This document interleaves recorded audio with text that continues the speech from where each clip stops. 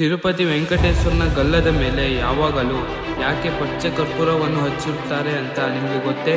ಸಾವಿರಾರು ವರ್ಷಗಳ ಹಿಂದೆ ಅನಂತ್ ಅಲ್ವಾರ್ ಎಂಬ ಹೆಸರಿನ ಪರಮ ಭಕ್ತರೊಬ್ಬರು ಇದ್ದರು. ಅವರು ತಿರುಮಲೆಯಲ್ಲಿ ಭಗವಂತನಿಗಾಗಿ ಒಂದು ಸುಂದರವಾದ ನಂದವನವನ್ನು ನಿರ್ಮಿಸುವ ಕಾಯಕದಲ್ಲಿ ತೊಡಗಿದ್ದರು. ಆ ಸಮಯದಲ್ಲಿ ಒಬ್ಬ ಸಣ್ಣ ಬಾಲಕ ಅವರಿಗೆ ಸಹಾಯ ಮಾಡಲು ಬಂದನು. ಆದರೆ ಅನಂತ್ ಆಳ್ವಾರ್ ಅವರು ನನ್ನ ದೇವರಿಗೆ ನಾನೇ ಸೇವೆ ಮಾಡುತ್ತೇನೆ ಎಂದು ಹೇಳಿ ಆ ಬಾಲಕನನ್ನು ಕೋಪದಿಂದ ಓಡಿಸಿದರು. ಆದರೂ ಆ ಬಾಲಕ ಪದೇ ಪದೇ ಬಂದು ತೊಂದರೆ ಕೊಡುತ್ತಿರಲು ಅನಂತ್ ಆಳ್ವಾರ್ ಅವರ ಕೋಪ ಕಟ್ಟೆ ಹೊಡೆಯಿತು. ಅವರು ತಮ್ಮ ಕೈಯಲ್ಲಿರುವ ಕಡಪಾರೆಯನ್ನು ಆ ಬಾಲಕನ ಮೇಲೆ ಎಸೆದರು. ಅದು ಬಾಲಕನ ಗಲ್ಲಕ್ಕೆ ತಗುಲಿ ರಕ್ತ ಸುರಿಯಲು ಆರಂಭಿಸಿತು. ಬಾಲಕ ನೋವಿನಿಂದ ಅಲ್ಲಿಂದ ಓಡಿ ಹೋದನು.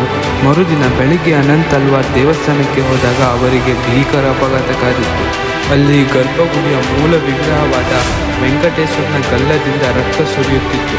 ಆಗಲೇ ಅವರಿಗೆ ಸತ್ಯದ ಅರಿವಾದದ್ದು. ತನಗೆ ಸಹಾಯ ಮಾಡಲು ಬಂದ ಆ ಬಾಲಕ ಬೇರೆ ಯಾರೂ ಅಲ್ಲ, ಸಾಕ್ಷಾತ್ ಆ ವೆಂಕಟೇಶ್ವರನೇ ಆಗಿದ್ದಾನೆ. ಇದನ್ನು ಅರಿತ ಅನಂತ್ ಆಳ್ವಾರ್ ಅವರು ಕಣ್ಣೀರಿಡುತ್ತಾ ಸಮಯ ಯಾಚಿಸಿದರು. ಅಂದು ಭಗವಂತನಿಗಾದ ಆ ಗಾಯಕ್ಕೆ ಮದ್ದಾಗಿ ಅಂದಿನಿಂದ ಇಂದಿನವರೆಗೆ ತಿರುಪತಿಯಲ್ಲಿ ಪೆರುಮಾಳನ್ ಗಲ್ಲಕ್ಕೆ ಪಚ್ಚೆ ಕರ್ಪೂರವನ್ನು ಹಚ್ಚಲಾಗುತ್ತದೆ. ಈ ಇತಿಹಾಸಕ್ಕೆ ಸಾಕ್ಷಿಯಾಗಿ ಅಂದು ಅನಂತ್ ಅಲ್ವಾರ್ ಎಸೆದ ಆ ಕಡಪಾರೆ ಇಂದಿಗೂ ದೇವಸ್ಥಾನದ ಮುಖ್ಯ ದ್ವಾರದ ಬಳಿ ನೇತು ಹಾಕಿರುವುದನ್ನು ನೀವು ನೋಡಬಹುದು. ಸೊ ಮುಂದಿನ ವಿಡಿಯೋದಲ್ಲಿ ಇನ್ನೂ ಇಂಟ್ರೆಸ್ಟಿಂಗ್ ವಿಷಯ ತರುತ್ತೇನೆ. ಮಿಸ್ ಮಾಡದೆ ನೋಡಿ ಹಾಗೂ ಸಪೋರ್ಟ್ ಮಾಡಿ.